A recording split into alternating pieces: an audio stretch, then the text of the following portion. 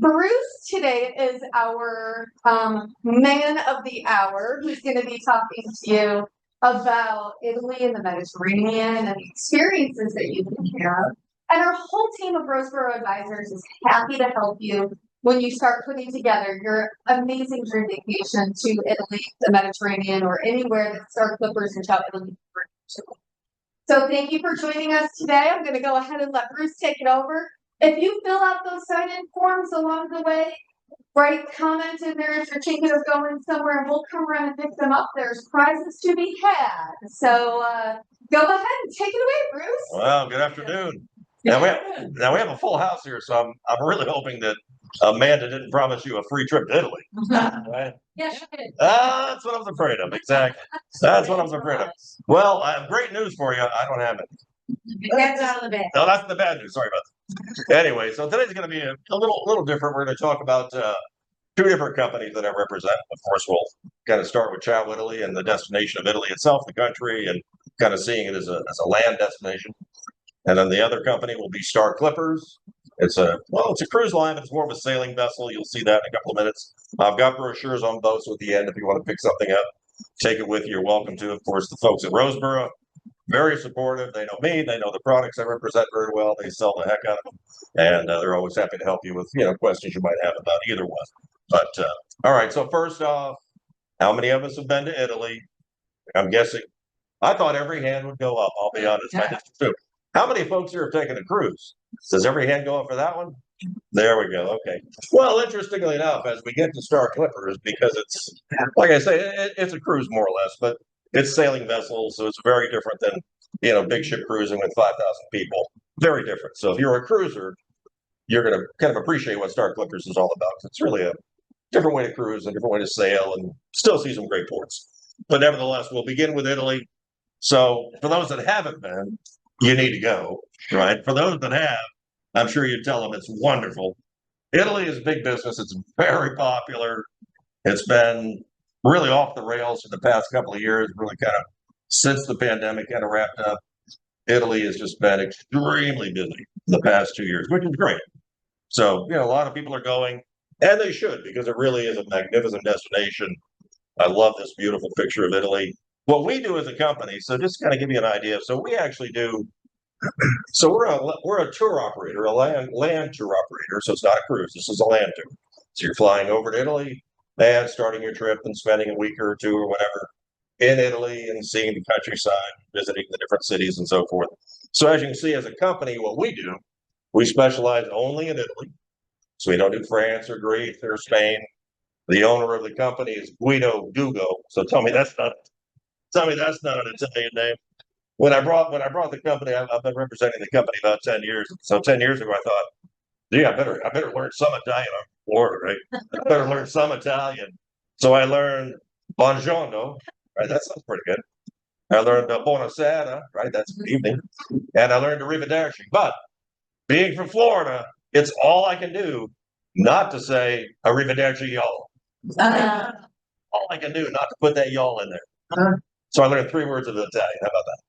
Anyway, so we do the entire country plus the 2 islands of Sicily and Sardinia. My presentation today really is kind of just looking at the country as a whole, because what we really find with Italy is, and I've traveled all over the world and seen different places. What's kind of interesting about Italy is it's one of those destinations where it's not a one and done. I've been there, done that. What's next, right? With Italy, what we find is it's really a destination that our folks come back 2 and 3 and 4 and 5 times, because every time they come back, they're seeing a different part of the country. So this presentation that you're about to see in just a second kind of looks at the different parts of the country, north, south, east, and west, because each one is different with its history, its culture, its people, its food, its cheese. Each part of the country is a little different. So we do the entire country plus the 2 islands. Well, we'll kind of look at it as a whole, just giving you some ideas of maybe if you've been, ideas of things to come back and see the next time. Maybe some we haven't seen before. If you haven't been, then we'll actually start with the number 1 tour. I start with this simply because for folks that haven't been to Italy yet, this is what we find is usually their first trip. Because to me, it's kind of Italy's big 3. is what this trip is actually doing, as you can see, is they're visiting Rome, Florence, and Venice. So really, it's the big three. It's the three main cities. So we find most first timers that they've never been. This actually is where they started. It's a good first timers trip. But like I say, the second, third, fourth time, they don't want to necessarily do this again. They want to see other parts of the country. So the next time they come back, they see a different part of the country. But nevertheless, when we look at, first timers, it usually starts with this trip because they're going to spend, really anywhere from 2 or 3, 4, 5 days in Rome. Rome's a big city with a lot to see and do. So we generally recommend 3 to 5 nights, really to enjoy it, not be too rushed. Three's pushing it, prefer 4 or 5, because there is a lot to see and do. The Vatican and the Forum and Palatine Hill and so many things to see and do. And then Rome at night is a whole nother city. It's beautiful. It's a little quieter. It's gorgeous. So Rome at night's even different than Rome during the day. So therefore, it's a city that we do kind of recommend 3 to 5 nights. And then what we do is we typically use high-speed rail between the cities. So for those that have been, did you ride the high-speed rail train between the cities? Not in But other cities you have. So Italy, of course, with Italy, it really is a wonderful way to get around the country because they've got a great rail system. The trains are beautiful. That's fast, sleek, 150 miles an hour. They just scream. So we know that we can put them on the high-speed rail and have you up in Florence, go from Rome to Florence and be there in an hour and a half. Or just have you in a vehicle and spend 3 or 4 hours in the car. Why not spend an hour and a half on the train, fly along the countryside? It's beautiful, have a drink along the way. Hour and a half later, you're there. We pick you up at the train station and take you out.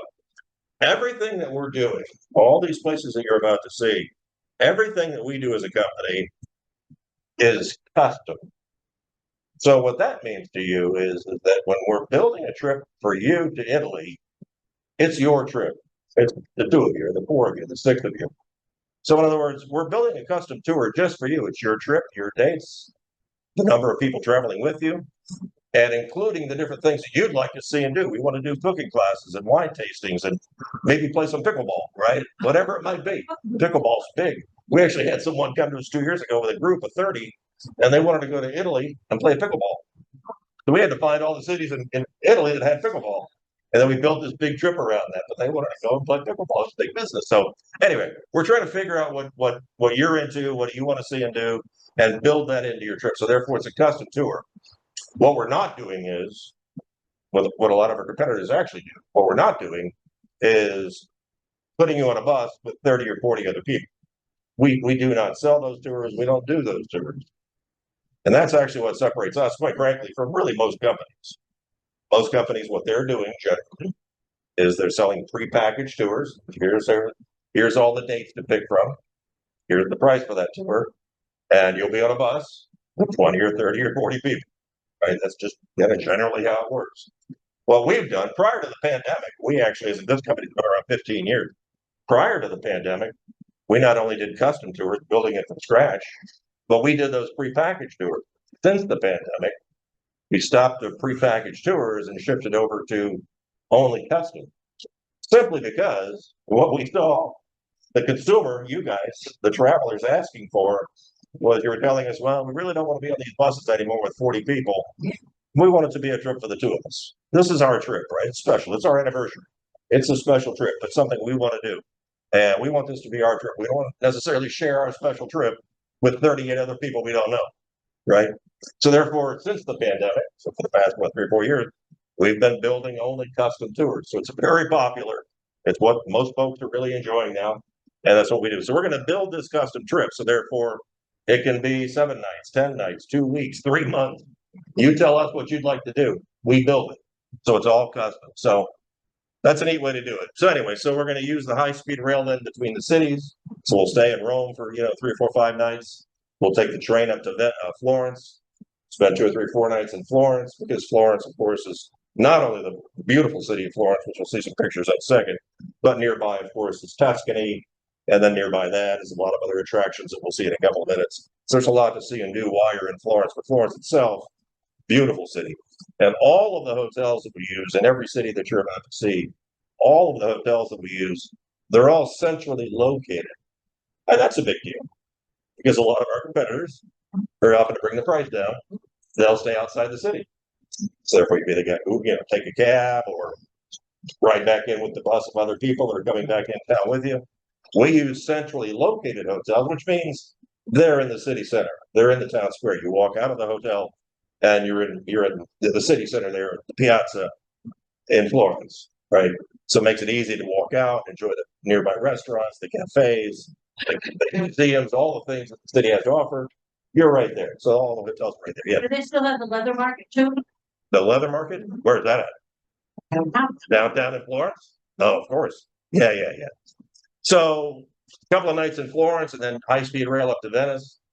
Usually 2 or 3 or 4 nights in Venice. Another beautiful. Venice to me was actually probably my favorite because there's just nothing like Venice.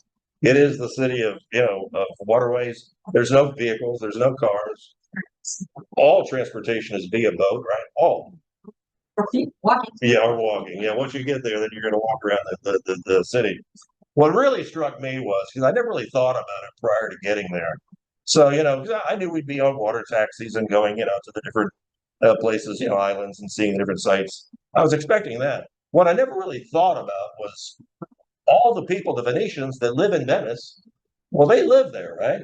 So they too are getting around by boat. But I just found it funny as I'm sitting there, taking my water taxi to see, the Doji Palace.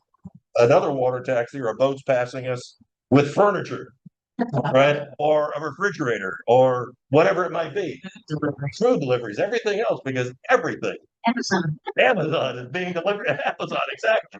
It's all being delivered by boat. So that actually kind of cracked me up. I just never really put 2 and 2 together, thought about that part of it until you see it. And so that's how they have to do. That's how they live their lives.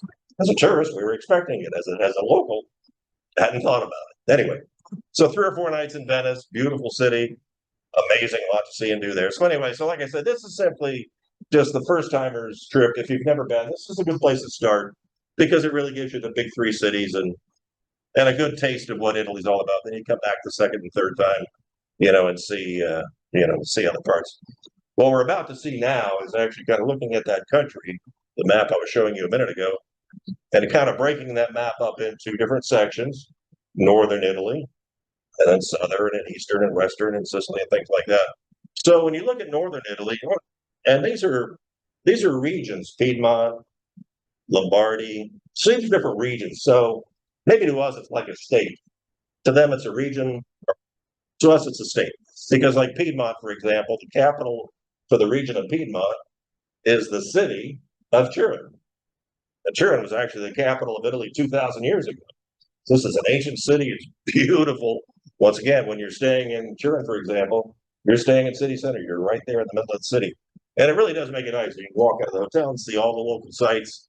But more importantly, what you're seeing, like with this picture, look at the background of Piedmont. It's the Alps. You got the Italian Alps, the Swiss Alps right behind you, right? It's right there in northern Italy.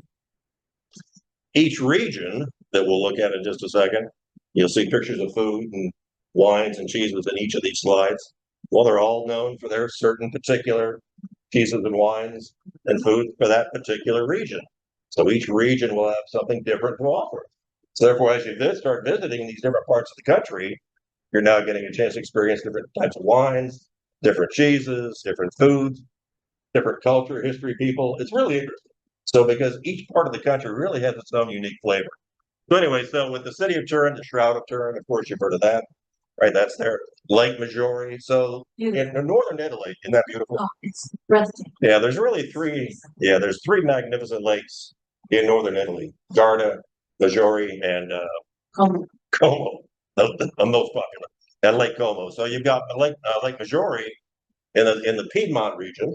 So we do Lake Maggiore, for example, as day tours, right, on boats, seaplanes. So different ways you can experience that. A lot of fun. But you're also seeing kind of when you look at this, Barolo wines, of course. But what you're seeing here also are nearby attractions and cities that we take you to as day tours. So maybe you're staying in Turin, but we're going to take you out each day then and get a chance to see some of the nearby cities, attractions, and have a lot of fun, right? So we're building this trip to kind of fit your needs and make it interesting. But Lake Maggiore, of course, very popular. Right next to the Piedmont is the Lombardy region, and the capital of that region is Milan. So Milan's really kind of a fascinating mixture of two very different worlds. You know, you've got all of its history of Milan, and you've got it's also very modern, right, with its art, with its kind of financial hub of Italy, and high fashion combined with all of its history and medieval architecture. It's really a fascinating city. But once again, you're seeing all these other nearby cities and destinations that we take our folks out to. This is actually where they're going to have some of the Winter Olympics next year. So for folks that are going over next year, we, of course, can assist with all your hotels and trains and day tours and all those things that helps to, help give you a chance to see the Olympics, for example. So that's going to be really popular. But once again, so you're just seeing kind of an idea of all the different attractions, museums, cities that are all nearby. So while you're staying in Milan, we take you out each day and visit some of the local sites. Veneto, Venice. So Veneto is another region. Of course, Venice is the capital of the Veneto region. They have a little more seafood there. So here because you're on the water, so you've got a chance for a bit more seafood. But Venice itself is just amazing because here you've got St. Mark's Square. You've got the beautiful basilica. They love their churches in Italy. I'll tell you, there's a basilica and a church on every corner. So they're all over the entire country. They're beautiful. The architecture is amazing. So beautiful basilica right there. The Doge Palace, the Rialto Bridge, of course, very famous. The Bridge of Sighs, right? We've all heard of that. You can walk across the Bridge of Sighs and look through that small window. The Doge Palace, incredible. These are all day tours that we can offer. And then some of the nearby cities that we can offer as well. So you're going to stay in Venice, but still go out each day and see some of the nearby sites, Murano glass factories, things like that. So really a lot of fun and beautiful. See it while you can, because Venice is slowly sinking, right? The flooding is a huge problem.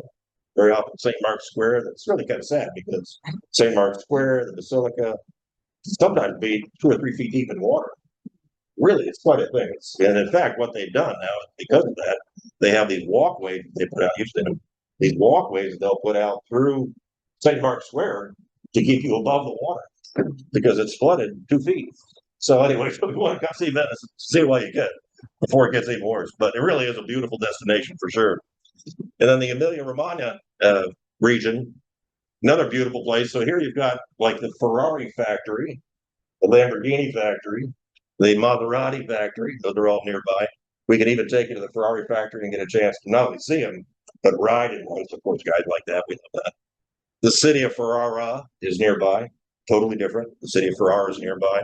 And even that, if you look at that Romania, if you look at that picture there, you wouldn't necessarily, I don't associate Italy and beaches, but Italy actually has some beautiful beaches, and that, of course, is one of them. And it's kind of it's in this region here. The capital, once again, being a Florida boy, I want to say Bologna. Of course, it isn't. Bologna, right? Bologna is the capital, but another beautiful city. And so many of the cities, I think, are in Italy look just like that, right? They're kind of wrapped around what they call the piazza, the town square. So they kind of all have that very similar look and style. So the city is kind of built around the square, and that's where you see all the cafes, and everybody's just kind of out wandering and enjoying the day. And then all the restaurants and the museums are nearby. Fabulous, beautiful. But they too, of course, known for their different foods and wines. Getting into central Italy, so now we're kind of moving a little further south. Central Italy, so we get into the Tuscany region. So Tuscany, we've all heard of Tuscany, right? We all know that very well. It's the wine country, rolling hills and the vineyards and all that jazz. So Tuscany is the wine country, but the capital for Tuscany is Florence, the city of Florence. And it really is a beautiful city because once again, it's very walkable, beautiful basilica, the Duomo there. But you can see the city is just gorgeous. Ponte Vecchio Bridge, kind of fascinating bridge because I was kind of a World War II buff. So the Ponte Vecchio Bridge there on the far left. So when they kind of invaded, Italy, when the Germans were there, Hitler wanted all the bridges destroyed so the Allies could eventually get across, right? The German general refused to blow that one bridge. What he did was he put buildings at both ends of the bridge, which are still there today. So you can't drive across the bridge in any way because he put buildings at both ends of the bridge. But the bridge itself is still there, and it's beautiful. So it's quite a thing to see. So anyway, so you've got just this beautiful city, the Academia Galleria there. That's where the statue of David is, of course, right? And that's pretty amazing. It's huge. It's a lot bigger than I thought it was going to be. Yeah. So yeah, it really is quite a thing to see. So a lot of great museums, excellent shopping. You can see the town of Pisa is nearby. So once again, you're staying in Venice, but we're getting a chance to take all of our, our folks to all these different nearby cities and villages to get a chance to experience what they have, including Pisa. So the top left there, Liguria. So that small region, the capital is Genoa or Genova, but to us it's Genoa. So Genoa is actually a lot of times a port of call. Some of the bigger ships, like Costa, MSC, maybe they use Genoa as a port of call. So people might be doing pre and post possibly. Genoa is a beautiful city. Portofino, of course, nearby. Cinque Terre, right? The 5 villages, the 5 towns, that's nearby. Very popular. So people might want to go there, spend the day in Rapallo. So you've got a lot of beautiful, beautiful cities, in this area right near Genoa. It's very easy for us to go off the day, do nice day tours over, spend the day at Cinque Terre, take the little train that runs back and forth and let you see all 5 towns by train. It's like a hop on, hop off train. Really popular, a lot of fun. So people love that. But strangely enough, when folks want to stay in Cinque Terre, we actually generally stay here in Santa Margherita because we have a lot more hotel choices, better hotels. Cinque Terre, even though it's gorgeous, very, very few hotels. So we don't usually use it yet. My friend's on the Zoom call. Yeah. Do you have this on your screen? But she can't see it. She can't see this? See there. Oh, let's Zoom, she said. let's look. Is Amanda out there? You see Amanda anywhere? It goes right from there. Yeah, it should be. Yeah, because The kid probably isn't shared. They're not able to see the screen with him talking. I had thought. I'm glad to see him. There should be a way to do it. I go to Zoom. Their screen, right? Yes, and all the stuff by Zoom. How? Where is it? Nice. No, That one. because you're not the host. No, we're not doing that. Because you're not the host. Amanda said she was on out there letting people in, so I'm not sure. Amanda. Yeah. So it's essentially you have to tell Zoom that you want to share your screen. I already get that. With a problem. Together computer. Yeah, because I think I'm not the host of it, so I don't think I can do it from this computer. I'm glad you said that. I'm glad your friend let us know.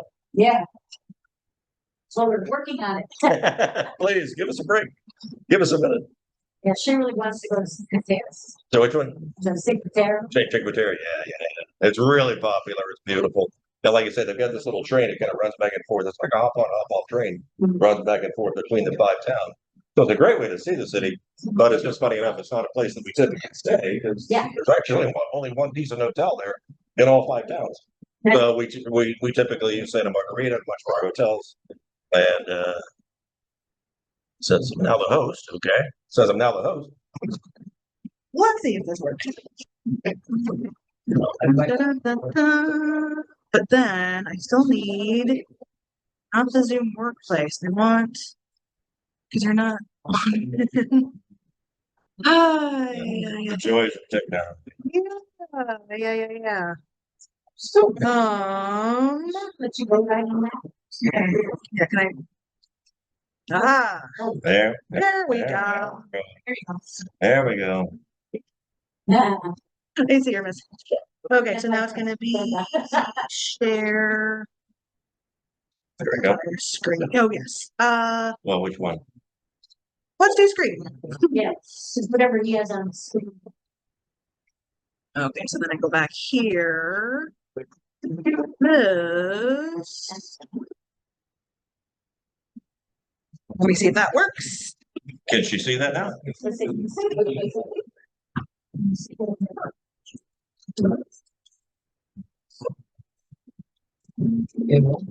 Okay, now move back. She got it? Yeah, she got it.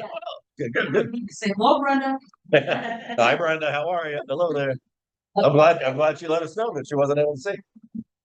So anyway, so like I say, so a lot of times folks might be using Genoa as a pre or post cruise package. It is very popular for that. So Genoa is a beautiful city, but nevertheless, there's a lot of nearby cities that we can certainly use for people who want to spend some time up in this area. Really gorgeous.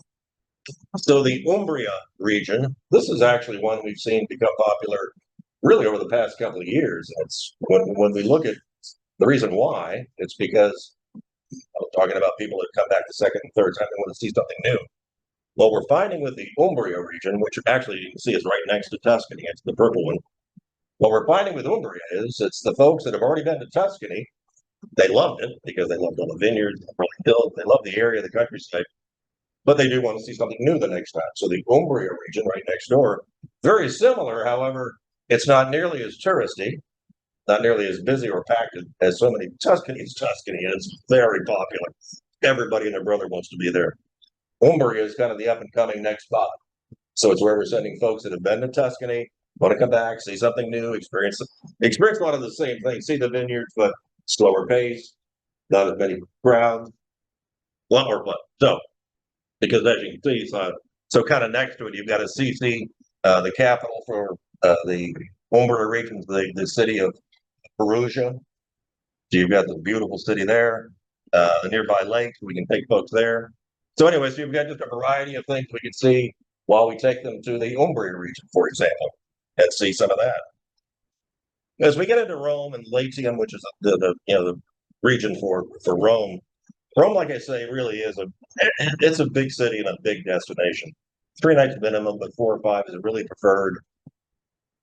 All the ships that come in and out of Italy, whether Mediterranean cruises, they're generally coming into Civitavecchia, which is the port city for Rome. But even that's an hour and a half away from Rome itself. It's not in Rome. It's an hour and a half away from Rome. So they're going to come into Civitavecchia, then we transfer them down to Rome and spend some time in Rome. But Rome really is magnificent because there you do have the Vatican, Sistine Chapel. That's an amazing thing. They just really and wonder how did they paint that thing? It's a sight to see. The Colosseum, as a guy, that really blew me away because I mean that's a 2,000-year-old structure that's 70,000, and it's amazing. I mean, and way back in the day, they did mock sea battles, meaning that they filled the Colosseum with water. Mock sea battles in the Colosseum, in addition to all the gladiator games and everything else. Mock sea battles. So, just as a guy thing, it was really quite a thing to see. That's for sure. So the Colosseum's impressive. Yes. They still have all the cats there? All the cats. Yeah. Like little kitties. They used to have hundreds of cats there. Well, unfortunately, they're still there. They're still roaming around. Feral. Yeah. Feral cats, exactly. Yeah, they're still there. So anyway, so you've got the Colosseum, which is amazing, and then just some of the other nearby attractions that we can take folks to. Really gorgeous. Our number one day tour right now in Rome and Florence, funny enough, our number one day tour is a golf cart tour. Golf cart tour. Why? Because once again, people that have done Rome, they had a lot of fun. They've seen it by vehicle or whatever. They want to see it again, but this time they want to do it in a different way. The golf cart tour is the best way to go because the golf carts pull up, we pick you up, and we take you out. We can go places in golf carts that vehicles cannot go anymore. So we can literally pull up to the front door of the museums and the Spanish Steps and the Trevi Fountain and all the things that they might want to see. With golf carts, we can actually do it. So Rome and Florence, that's now become our number one day tour. They drive on the road. Yeah, they do. Absolutely. They drive on the road, but then they can take a lot of the back streets, side streets. A lot of fun. So it's really different. Unless you have a Mini Cooper, then you do that. Well, yeah, that's true. Yeah. Do that out. We don't recommend the Mini Cooper for Yeah. But anyway, so those are certainly a lot of fun. People love that. That's for sure. So all these day tours are available. We've got over 100 day tours that we offer in all these different cities. So coming up with things to do for the day, very, very simple. It's really you generally giving us ideas of kind of what you're interested in, and then we build around that, like I say. But certainly for Rome, it's May I ask a question Yeah. about that? Yeah. So when you would book, you have tickets, would you be able to have a tour where you're bypassing those lines and have a special time? How does that work? So it's a good question because within the past year, and it's really been really a hassle for the entire travel industry, the tour operators, the visitors. The Colosseum and the Vatican both within the past year have new management. You never think about the Vatican having management, right? You think about the Pope, but you don't necessarily think about management you're running the Vatican, the day tour operation or the Colosseum, but they do. So the Vatican people came in, the new company came in last year, and the first thing they did was eliminate all early entry admissions. All. Oh, We were one of 3 companies in the world that were first ones in the door. so yeah, We were one of 3 for 15 years. And now, for the past year, thanks to them, we now go in at 8 o'clock with the rest of the world. Us and every other tour operator. It's not just us. Everyone. The doors open at 8. We go in at 8. It's really a shame because it completely just blew that out of the water, giving the opportunity for folks like that did want that early admission, Yeah. skip the line, right? It's what they call it, skip the line. It was huge. It was huge. It was our number 1 seller. And for us as a company, it was a big deal because we were only one of 3 that even had access to it. So, because we were the first ones in the door at 7:20, first ones. And that's all gone. So therefore, we do still sell the tickets, but it's very different now. Everyone goes in at 8 basically, and it's just chaos. And it's just a lot different. Really a shame. And the Coliseum, very simply, they kind of do all the same things as the Coliseum. so then I would guess they have more ushers. Yeah, they do. We do have, when we do our tours, we do usually 2 versions of all of our tours. We have private tours, meaning that, let's say it's the 2 of you, and you want to have your own private tour, meaning that we'd have a guide with you personally as you're at the Vatican or as you're at the Academia, whatever, right? Whatever the tour is. So you have a guide actually with you as you're at the museum or event. And then we have small group tours. So maybe it's the bunch of, 6 or 8 of you that are in a small group tour and being led by, one of our escorts to take in 6 or 8. So we have private, which is just private for you, you only. And then we have the small group. So we kind of do all of our tours in those 2 fashions. But yeah, the Vatican was, that was a real shame for sure. And funny story. So when I was at the Vatican, we were inside the Vatican, and of course, it was 1 million people there. It was packed, and all of these people. So we're standing in the Vatican, and all of a sudden, the crowd starts to part, like they were reporting for the Red Sea. I'm thinking, my God, the Pope is coming! The Pope is coming! Because the crowd starts to part, right? So I'm standing there thinking, we're going to see the Pope or something. This is incredible. The crowd's parting. And all of a sudden, what I see is this little guy, like a little tiny Zamboni-looking thing with a street cleaner, right? Driving through the Vatican, cleaning the floors. Funniest thing I'd ever seen. It's like, there goes my Pope. The cleaner of all things. So funny story. Anyway, so like I say, Rome is it's a big city with a lot to see and do. Really recommend 3 to 5 days. 1 million day tours that we have to offer in all these cities. As we move in, we're kind of wrapping things up. As we move into southern Italy, so the Campania region. So this is kind of the home of Naples. Of course, Naples is the capital for the Campania region. So now all of a sudden, where we're at is southern Italy. We're kind of at the bottom of the boot, so to speak. So the southern Italy, but this area has a lot of very iconic destinations within it, because Naples, of course, is the capital and very well known. And Naples, interestingly enough, really just within the past couple of years, we've been doing this 15 years. And really within just the past couple of years, we as a company and now other tour operators and other companies are starting to offer it. Naples has finally become a safe city, because we as a company, quite frankly, were generally never housing our guests, meaning putting them in hotels, in Naples, because it wasn't a safe city, and we knew it. We'd go to Sorrento, we'd go to nearby cities that we knew were safe and beautiful, and we still use Sorrento a lot. But we're actually now finally getting back to actually housing folks, if they want, to stay in Naples, because we've seen this change over the past year or 2. Because what they kind of discovered after all this was, wow, having all these tourists here, there's a lot of money. So this money now has become very important. Let's clean this thing up and let's make this a nice city and a safe city, so that the tourists actually come and visit Naples and don't just go right to Sorrento.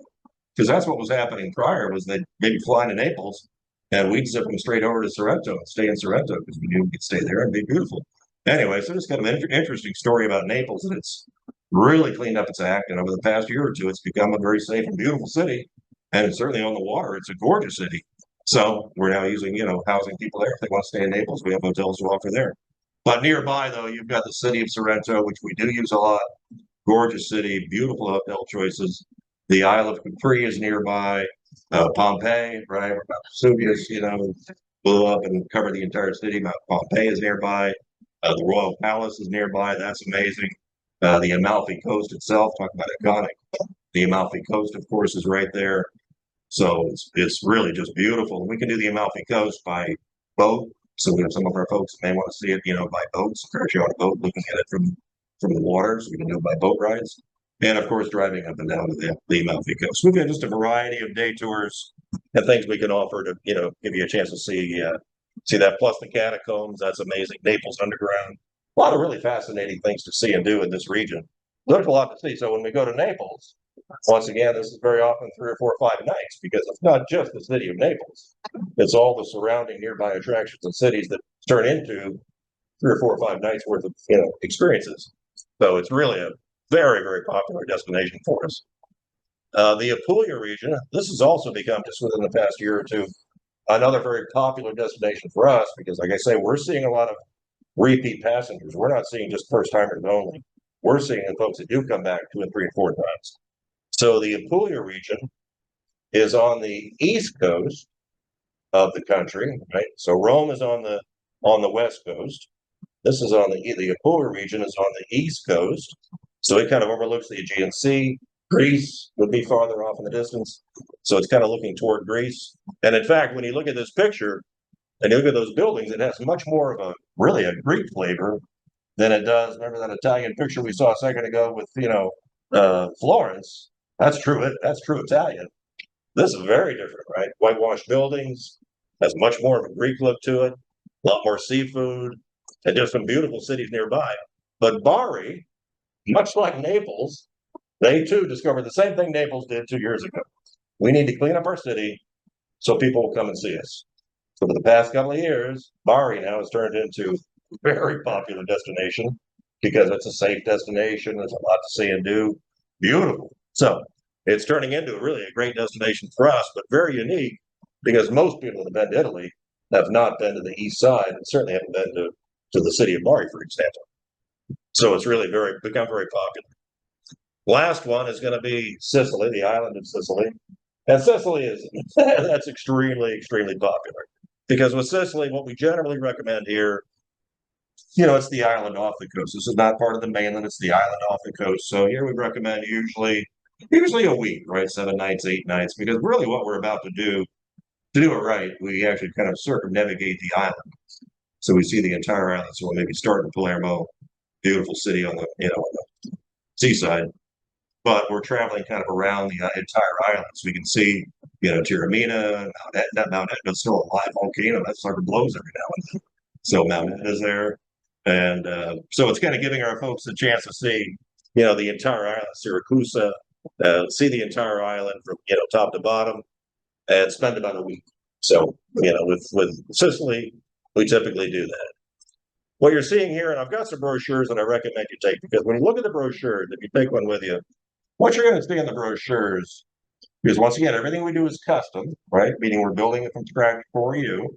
So when you go through the brochures, what you're really seeing are samples and ideas of what these different destinations and trips look like. So like this is just one of many, many tours that we've created to kind of give folks an idea of what maybe a fine food and wine tour might look like, right? They want to go and spend time with, a lot of food and wine. So we have food and wine tours, pickleball tours, we got all kinds. If you're cruising, like I talked about, if you're ever doing a Mediterranean cruise, well, virtually every Mediterranean cruise either starts in Italy or finishes in Italy. Or maybe sometimes they do both, they start and finish. But because of that, though, then we, of course, do a lot of pre and post cruise packages. But quite frankly, you're not going to go all the way to Italy and not see Rome or, Venice or Naples or Genoa.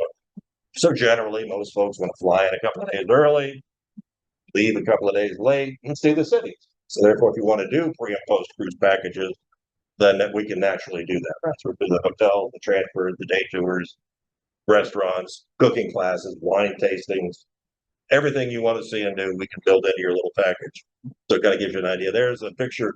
So we actually use both train systems. Italo is amazing. Those are the train systems designed by Ferrari. So they're really high tech. They scream even faster than Trenitalia, but we use the Italo train system and Trenitalia. This is Italy's national train system. So we use both train systems for our folks that want to use high-speed rail to get to different cities. And that typically is how we do it first. We'd much rather put them on a train than just put you in vehicles and spend so much time wasted there. So we do all of your, your train tickets, all of your transfers, when you're being picked up at the airport. And once again, this can be a party of 2 or a party of 4, party of 6, whatever it is that's going with you. We pick you up and you're with us for the next week. So we pick you up at the airport and we drop you off at the airport at the end of the week. And you're with us the entire time. So each day we're picking you up, taking you out for the day, doing your different day tours and getting you between the cities. So really it's kind of the perfect way to experience the country because it's for the most part, it's a custom private tour because you're with us the entire time. But you're not having to share this experience with a lot of other folks on a big bus, right? And be that routine. So anyway, so that's kind of that. And this is probably the last slide. This is just a sample of the hundreds of day tours that we have. But because of us and our ability to build custom tours, honestly, there's no place in this entire country that we can't take folks to because we get a lot of folks that are actually, maybe Italian American. They're actually coming back to learn more about their own family history. We get a lot of people doing that. So they're naturally wanting to see cities that, I may have never heard of naturally, right? But the Italians would, they know where they're at. So then we create these tours so that they can come back and visit their relatives and go to these small towns and villages. And yes. On your previous slide, talking about a car that says driver exclusive. So I would guess you'd be able to also offer that in other cities, though. Absolutely, every city. Yeah, every city we're going to have that where we can arrange for a driver that'll really just kind of take you around. A lot of times, folks may want to do something structured, or other times they'll tell us, we just want to have a driver available for the day, and we'll decide what we want to do. 10 o'clock, ready to go. And you just call that out, yeah. Whatever. Okay. So it's real easy. So we do a lot of that. Really makes it fun. Yeah. But anyway, so like I say, last slide was just that's our list. So that just kind of gives you an idea of a million different day tours that we have access to. So what we've just kind of seen then was a company that really kind of focused on land tours, right? You're flying over and spending a few days and seeing the countryside, but it's a land tour, staying in hotels and day tours and being transferred around and guides and things like that. The next one up is going to be Star Clippers. So that's why I was asking about who maybe taking a cruise and they actually, Roseborough actually has, in fact, Tanya, she's here today. Tanya's got a group going on Star Clippers in March. So she'll have a nice group sailing in March. And they're going to have a lot of fun. They're going to have a lot of fun. But with this one, because what you're really seeing here is the difference between us and cruise ship. Again, believe me, I've spent 30 years of my career, it's hard to believe, right? 30 years of my career, I literally 30 years of my career in the cruise industry. So I mean, I was around ships for 30 years, sailed on a million ships. And I think the cruise industry over the 30 years certainly has changed, right? You guys have seen this because what's happened over the past 30 years, the ships have gotten bigger and bigger and bigger and bigger, right? So now many of the ships, certainly Royal Caribbean's, 5,000 passengers, right? 5,000 passengers, 250,000 ton ships. And those are bigger than aircraft carriers. 250,000 tons, massive, 5,000 people. So when I started, when I started back in 1981, the cruise line I was with in 81, I was 19 years old. Kind of funny. I'd never seen a cruise show. I was 19. So I started to work for a company called Bahama Cruise Line in Tampa. And the ship sailed in and out of Tampa. So I'd never seen a ship, and they kept talking about the ship was going to be here, soon, and you'll get a chance to see it. So that Saturday finally rolls around, and I get a chance to see the Veracruz, the ship sail in. And I'd never seen one before. So the ship sails in, it's beautiful, it's white, and I'm standing there thinking, wow, that is the biggest ship in the entire world. She was 10,000 tons. 10,000 tons, right? The Oasis of the Seas is 250,000 tons. There's your difference. So 10,000 tons, and that's the biggest ship I've ever seen in my life. And now today, look at them, they're big and huge. But I think what's kind of interesting, what's happened with the cruise industry for the most part is the ships really have become the destination, right? Especially in the Caribbean. Because in the Caribbean, there's only so many places that you can generally sail, especially big ships. They can't go to half the places that you're going to see here in just a second because we have small vessels that can go into ports and islands and destinations around the world. The big ships could never ever. So we certainly this company would certainly offer some unique destinations, but because the big ships can't, they can only go certain places in the Caribbean. The ships have become the destination. So they've gotten bigger and bigger, and now they've got go-kart tracks and slides and water parks and amazing shows and Broadway and everything else. I mean, they're magnificent. They're magnificent. There's no doubt about it. This, however, is kind of the other side of that coin, because what you're really about to see here with Star Clippers is it's a very different experience. So we generally don't say cruise ships because we're really not. These are sailing vessels, right? Let's just kind of start with that concept. It's not a cruise ship. Granted, you're cruising, you're on a boat and you're cruising and you're on the high seas and this and that. So it's cruising, but it's a different way to cruise. This is sailing. We kind of look at it as sailing because if nothing else, we've got actually 3 vessels. There's 3 total, and they put the sails up and they set sail. So we set sail. We put those sails up and go. So it is a very different experience. So what we find with this company is we get a lot of very experienced cruisers that eventually make their way to us. Because just like with Italy, we've done Rome, Florence, Venice. What's next? Well, the folks that sail with us are the what's next folks because they've done the big ships, right? They've experienced that. They've done the major ports. They enjoy being on the water. They enjoy sailing and cruising, but they still want to see and do something new. So, like over the past few years, what we saw get big was European river cruising. How many of us have done a European river cruise? It's become very popular, right? Very popular. So big ship cruisers graduated to European river cruising, and they discovered they loved it because now we've gone from 5,000 to 180 passengers, and you're on rivers instead of being in the high seas. You're never getting seasick.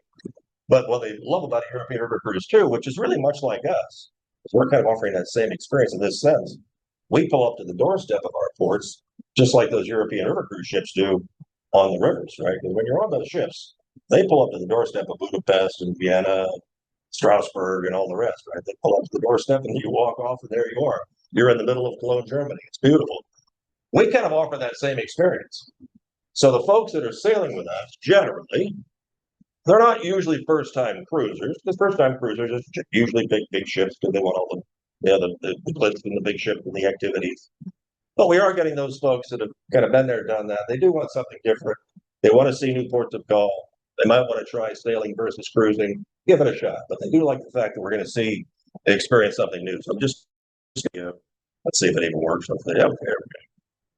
So just a quick video. It's about 3 hours long. So it's been back up. Just kidding. That's about a minute. It's about a minute. So just some great pictures of the vessels. What's the capacity? How many people?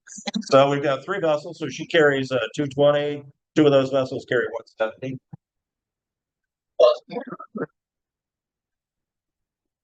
And we have a 2-to-1 crew ratio. So the crew ratio is excellent. Something like sailing. So It's peaceful, it's quiet, sails go up and the motors go off, and it really is beautiful.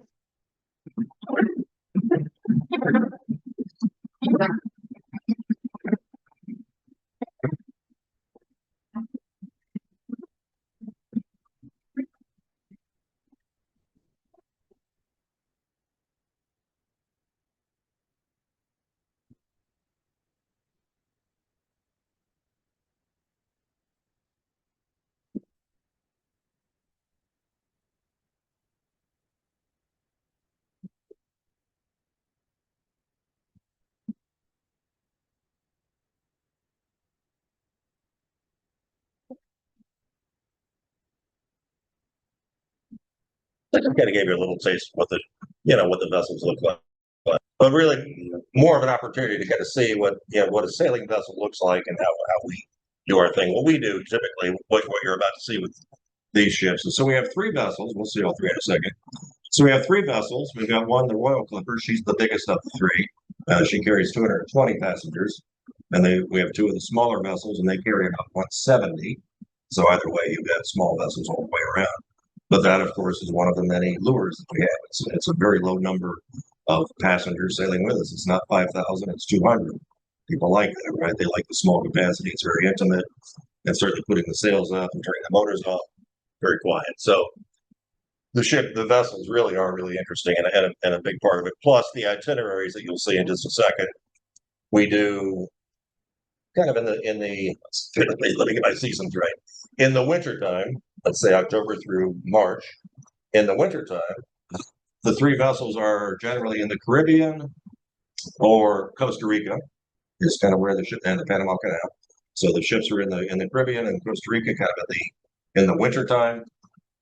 The reason we do the Caribbean though is because once again with small vessels, and you'll see some itineraries in just a second, but we're sailing to ports throughout the Caribbean that big ships just simply can't see, simply can't sail to. So therefore, even for the experienced sailor or cruiser, you've done 15 cruises in the Caribbean. We're going to take you places in the Caribbean that those big ships have never seen and never will. So that becomes an attraction. People like that, right? So it's a new way to cruise, and it's certainly new ports of call. And then in the summertime, all three vessels go to Europe, where we then do the Western and the Eastern Mediterranean. So we're in the Mediterranean the entire summer, all three vessels. But same thing, we get the opportunity to visit ports in the Western Eastern Med that the big ships simply can't see. In Greece, for example, we do 35 different Greek ports of call. 35. I mean, with most big ships, you generally find 5. Santorini, Mykonos, right? The basics. 35 Greek ports of call just with us. So you can see the itineraries all of a sudden become a real selling feature, star attraction for us, because we are going to take them places they simply haven't been before. So here's the great shot. There's the Royal Clipper, the bigger ship, one of the smaller vessels. Because in the wintertime, when the two of the ships are sailing from St. Martin, some days they're actually in port together and they'll literally race out. It's a lot of fun. In fact, when they go in March, we've scheduled their cruise in March to race the other ship. So they're going to be in port the same day as the Royal Clipper. Tanya will be on that ship. The Royal Clipper will be there. When they leave, they'll leave at the same time and race out. It's a lot of fun. I love that picture. Just so it really is kind of a magical experience. The sails go up, the lights go on, the motors go off. It's very peaceful, very quiet. So it really is a very, very different experience. So kind of getting into the fleet, vessels. So once again, this is the bigger ship, the Royal Clipper. So she carries, 227 passengers total, 106 crews, so about a 2-to-1 crew ratio. 54,000 square feet of sail. I don't know how much sail that is. That's a lot of sail. That's a lot of sail. So beautiful vessel. Pool aboard the ship. I'm just trying to see what we have here. So this picture to me was probably the biggest thing that I never expected. This is the 3-story atrium on that ship. 3-story atrium. What are the rooms like? That blew me away. We'll see some pictures in a second. They're actually beautiful. And all three ships have a very similar decor, very traditional. It's what I've always called the kind of wood, brass, and glass look. And it's very traditional, very elegant, beautifully decorated. We'll see some pictures here in just a sec. But anyway, this is the 3-story atrium on that vessel, on the bigger vessel, right? The other two ships have a 2-story atrium. She actually has a 3-story atrium. So really just quite a thing to see on a sailing vessel. To me, that was very unexpected. It's gorgeous. So, and the bottom floor is the dining room. It's open dining, the dining room, you'd seat the entire ship. If everyone showed up at once, we could seat the entire ship. They don't, of course, it's open seating. So you kind of come in throughout 6, 7, 8 o'clock at night and have dinner. But, this is going to be one of the bars. And you can see right there, a lot of golds, a lot of mahogany, a lot of blues, just beautifully decorated. All three ships have a very similar style. Spa on board the Royal Clipper, so she has her own spa. Here we're seeing a couple of cabins, and we have a couple of inside cabins. They're mostly outside cabins with portholes. We have a few cabins with verandas. So this ship actually does have a few cabins with verandas. And I will say the veranda cabins, even on big ships, that's become a big deal. I mean, that really is. It's very popular. People love their verandas. So this ship does have a few verandas that we offer. And the cabin sizes range from 150 to 400 square feet, depending on the room you're purchasing. But so nice size rooms. All three vessels have a marina program. So like here you can see the marina program drops out the back. So this is where they offer snorkeling and paddle boarding and kayaking and things like that. So all three vessels, have their water sports program. Yes. Do they also do scuba diving from? They don't do scuba diving yet. They don't do that. So scuba diving can be set up usually as like a day tour Right. or a shore excursion kind of, but not from the ship. It's a good question. Not from the ship. So, and then the other two vessels. So we have two of these vessels, the Clipper and the Flyer. So they carry about 107 to 166 passengers. So a little smaller and just gorgeous. So here you've got 83 staterooms, for example, on that one. Swimming pools on all three vessels. So all three ships actually have their own swimming pools. Spa treatments are available here on deck. The bigger ship has its own dedicated spa on this ship, and the spa treatments are actually kind of in a private area up on the open deck.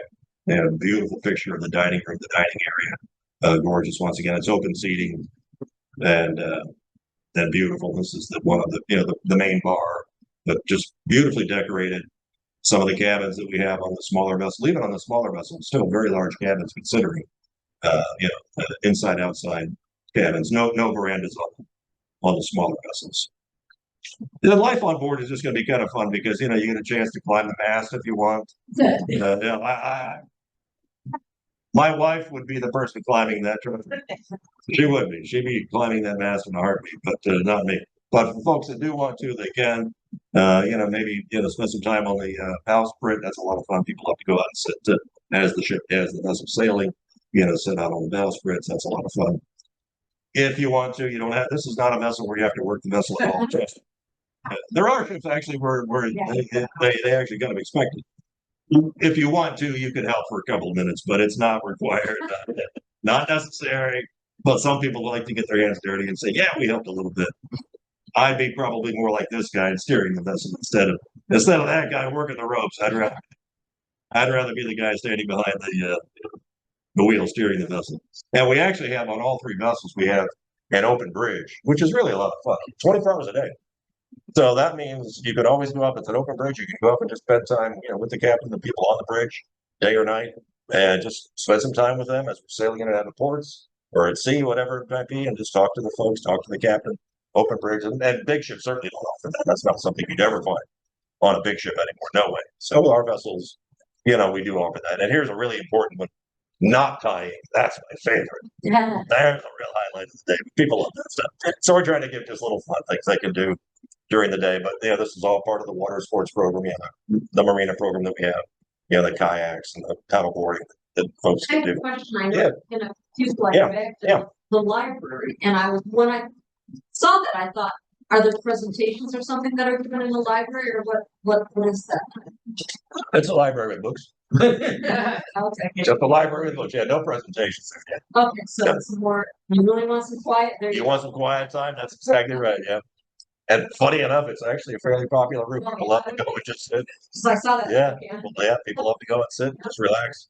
We have a couple of theme nights on board ship, the White Night. So you got to dress in white. It's a lot of fun. And the Pirate Night, of course. So, and then while we're especially in the Caribbean, we have a lot of, local entertainers that might come on, that evening and play the steel drums or whatever. So we have that.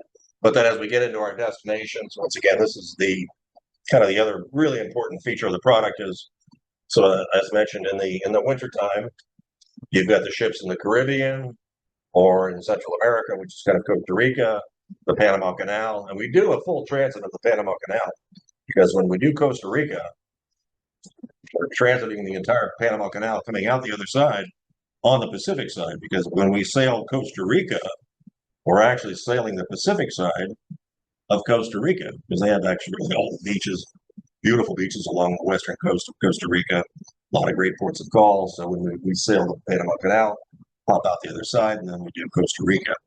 But then the ships are also, two of the vessels will also be, so one's over doing Costa Rica, and the other two are going to be in the Caribbean and offering like St. Martin, sailing from St. Martin. That's not a port that you typically see ships sail from, right? The big ships sailing, maybe San Juan is the closest they get. But we're sailing from St. Martin, so that makes it kind of fun. Or Barbados, so we're offering some really different itineraries. And then, like I say, with the in the summertime, when all three vessels make their way to the Mediterranean, so here we've got kind of April through October, right? So that's the entire summer season. 100 different ports of call throughout the Mediterranean, and 14 countries, just all kinds of places. 20 Greek Isles, all these things offered. Do they have any transatlantic? We actually do, and I didn't put the picture in. I wouldn't do that. We actually do offer. It's funny you asked that. So I took the slide out. We actually have. So we do offer transatlantic voyages, but we really have to be very careful who we sell that to, because what you're about to experience is 14 or 15 or 16 days at sea, right? There's no ports of call really. There's these are not big vessels, so we want to make sure these folks are really prepared for what they're about to experience. So our crews, yeah, you're going to read a lot of books and hope for good weather. That's My friend just texted me, how are we gonna pack all this in? So with the Mediterranean though, because with the Western Med, for example, you can see right here, you start getting into Spain and Portugal. Of course, the French Riviera is all part of that. Italy's massive. Sicily, of course, is another popular destination for us. And funny enough, so the company that we saw earlier, Ciao Italy, we do a lot of their pre and post cruise packages because the folks are sailing on Star Clippers from Italy, and they and the other company that ends up doing a lot of the pre and post cruise packages. So we kind of work with it from both ends. But so the Western Mediterranean just really encompasses many different countries, but Italy, of course, and the French Riviera, two of the biggies. Eastern Mediterranean, now you're getting into the Greek Isles, especially Turkey, Croatia. These are all really popular destinations, but once again, these are very often ports that you just will not find with the bigger vessels. It's impossible because we can sail into the harbors and drop the anchor and take you ashore with Zodiac boats, and therefore there's not necessarily a need for a pier like the big ships would require, right? So, and one of the few places that we even sail into a pier in Italy is Civitavecchia. That's one of the very few places that we actually dock at the pier. Otherwise, we're usually sailing into harbors and staying in places that the big ships sail right past, but there we are sitting in the harbor. So it's really kind of nice. Last couple of slides. Some new Greek ports this year. The Adriatic Sea will be part of our new season, as well as just some additional new ports in southern Italy. So we've added some additional new southern Italy destinations to our cruise. So once again, we're kind of sailing along the coast, pulling into these small towns and harbors, and pulling into the harbor, dropping the anchor, taking the folks ashore with our Zodiac boats. So it's a lot of fun, and just getting a chance to spend time with the crew. And our passengers are typically experienced cruisers. We do get all ages. I'll say that we get all ages from 20 to 80. So we do see a big range of passengers, but they're all kind of on board for the same reasons, because one way or another, they're kind of looking for this small vessel experience. They don't want to be on something with thousands of people. They want it to be a couple hundred. They like the intimacy. They like the fact that it's going to be visiting places they probably haven't been before. So when we look at the passengers that sail with us, much like with Italy, right? We've seen them before. These are experienced travelers, and they're kind of choosing us for the right reasons because they're looking for that next step into a new journey, a new vacation experience they just haven't had before. New ports of call, different way to sail. People like it. So let's see. I think this might be our last one. Our last video, and then we're done. Is the video popping? Let's see. Yeah, I heard something. There we go. There we go. Last minute. I think my eyes are turning up, but it's because of It's the fans. And I'm behind the fans. I'm sitting here sweating like crazy. I've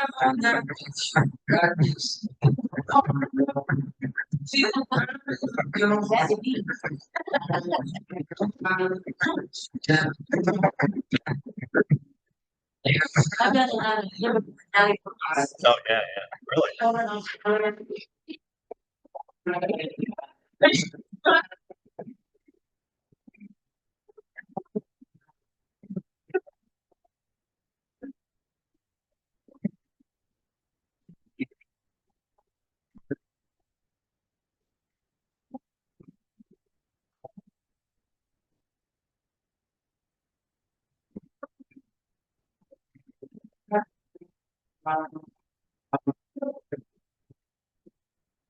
What happened? They're gonna start over. Let's try this again.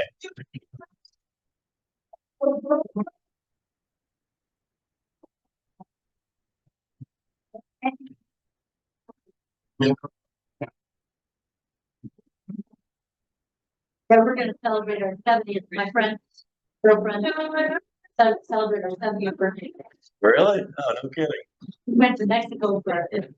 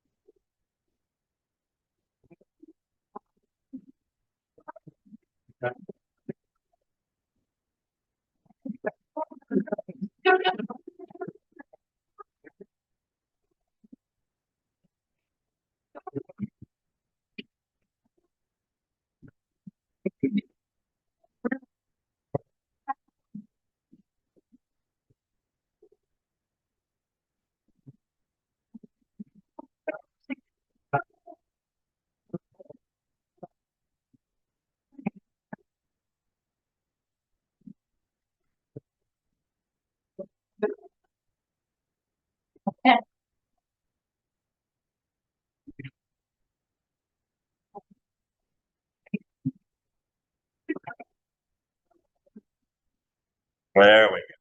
We did. Oh, all right. So thank you very much.